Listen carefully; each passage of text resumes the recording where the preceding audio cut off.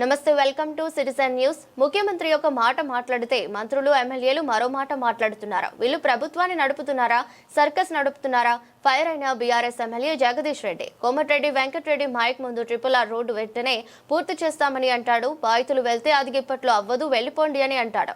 సినిమాలకు ముందు రోజు టికెట్ రేట్లు పెంచితే తనకు తెలియకుండా పెంచారు అని అంటాడు. జూపల్లి కృష్ణారావు లిక్కర్ బ్రాండ్లను తనకు తెలియకుండా మార్చారు, తనకు తెలియకుండా నోటిఫికేషన్లు ఇచ్చారని అంటాడు. కోమటిరెడ్డి రాజగోపాల్ రెడ్డి నిరుద్యోగులకు ఇస్తామన్న ఉద్యోగాలు ఇవ్వకుండా ఈ ప్రభుత్వం మోసం చేసిందంటాడు. మళ్ళీ పొద్దుగాల రేవంత్ రెడ్డికి నాకు మధ్య గ్యాప్ ఏమీ లేదని అంటాడు. జడ్చర్ల ఎమ్మెల్యే అనిరుద్ రెడ్డి ఈ ప్రభుత్వంలో కమిషన్ల దందా నడుస్తుంది, పొల్యూషన్ చేస్తున్న కంపెనీలను తగలబెడుతూ అని అంటాడు.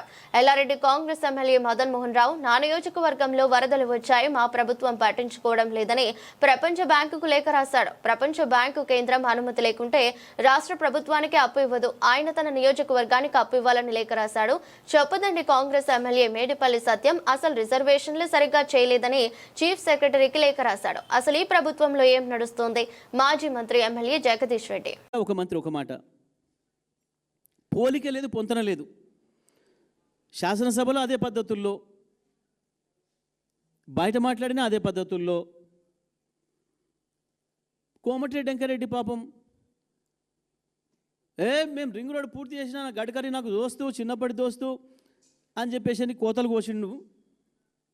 పాపం ఆ బాధితులు పోతే అది ఇప్పట్లో అయ్యేది ఉందా పోయేది ఉందా, పోరి మీరు చూస్తారా నేను చూస్తాను, మన మనవాడిని కూడా చూడరు పోరి మాట్లాడి.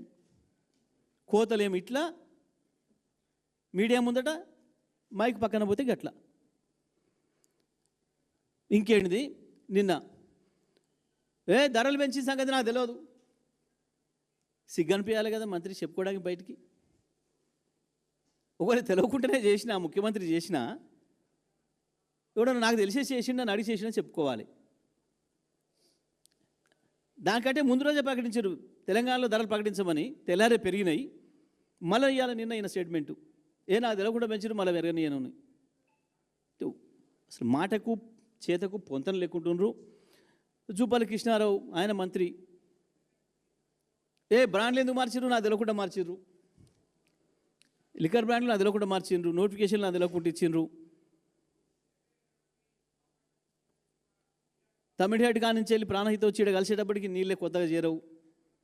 ఎక్కడెక్కడ వస్తాయో చెప్పుర్రి. అసలు అది ఎక్కడుందో తెలియదు మేడిగడ్డ, అయినా మాట్లాడేస్తారు. ఎమ్మెల్యేల సర్కోసులు ఫీట్లు ఇంకా గమ్మతిగా ఉంటాయి. రాజగోపాల్ రెడ్డి మొత్తం నిరుద్యోగులకు అన్యాయం జరుగుతుంది ప్రభుత్వంలో, ఇస్తానని ఉద్యోగాలు ఇవ్వలే, మోసం చేసినాం మన గవర్నమెంట్ అంటాడు. మళ్ళీ తెల్లారే ప్రభుత్వానికి నాకేం తేడా లేదు, ముఖ్యమంత్రికి నాకేం గ్యాప్ లేదు, వీళ్ళ మధ్యలో పుట్టిస్తున్నారు. ఏంది ఏం స్టేట్మెంట్లు? జడ్చర్ల ఎమ్మెల్యే మొత్తం ఈ ప్రభుత్వంలో రియల్ ఎస్టేట్ దందా జరుగుతుంది, మంత్రులు ముఖ్యమంత్రులు 30% భూములు అడుగుతున్నారు, ఎవరైనా భూముల పంచాయతీ గురించి వెళ్ళిపోతే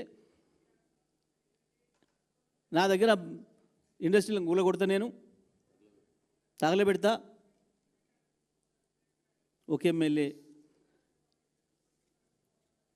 ఇంకో ఎమ్మెల్యే ఇంకా విచిత్రం, నా నియోజకవర్గంలో వరదలు వచ్చినాయి, ముఖ్యమంత్రి రాష్ట్ర ప్రభుత్వం పట్టించుకోవట్లే, 100 కోట్లు మాకు అప్పేయండి అని ప్రపంచ బ్యాంకు ఉత్తరం రాసిండు. ప్రపంచ బ్యాంకుడు రాష్ట్ర ప్రభుత్వానికి తెచ్చుడే కష్టం కేంద్ర అనుమతి లేకుండా.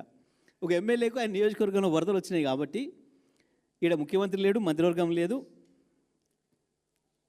నాకు చక్కగా మా నియోజకవర్గానికి 100 కోట్లు ఇయ్యండి. మా నియోజకవర్గం కుదబెట్టి తెస్తాడా? ఏం పెట్టి తెస్తాడు వరల్డ్ బ్యాంక్ దగ్గర?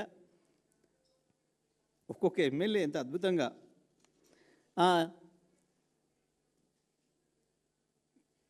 పాపం చొప్పదండి ఎమ్మెల్యే ఏంది అసలు రిజర్వేషన్ ప్రక్రియ తప్పుంది, ఏకంగా చీఫ్ సెక్రటరీకి లెటర్ రాసిండు. ఇక మా జిల్లాలో ఎమ్మెల్యేలు అయితే పాపం సార్ వాళ్ళ పేర్లు ఏం తీసుకోలే కానీ మరి అంటే అసలు ఏం జరుగుతుంది ప్రభుత్వంలో?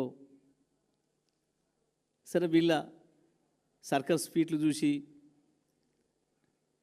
వీళ్ళ అద్భుతమైన విన్యాసాలు, దాన్ని ఏమంటారు పిల్లలు నేర్పేది, చైనా వాళ్ళు చేస్తారు చూడు బాగా, జిమ్నాస్టిక్స్. వీళ్ళది జిమ్నాస్టిక్స్లో పోటీ పడుతున్నట్టు కనబడుతున్నారు అంతా. ముఖ్యమంత్రి, మంత్రులు, ఎమ్మెల్యేలు ఒకరిని మించి ఒకడు, ఒక ఐటమ్ గాన్ల కథ తయారైంది వాళ్ళ ప్రభుత్వం. ఇవన్నీ సర్కస్ ఇటు ఆడించుకుంటా, సర్కస్ మాస్టర్ మాత్రం బ్రహ్మాండమైన రియల్ ఎస్టేట్ దందా చేస్తున్నాడు.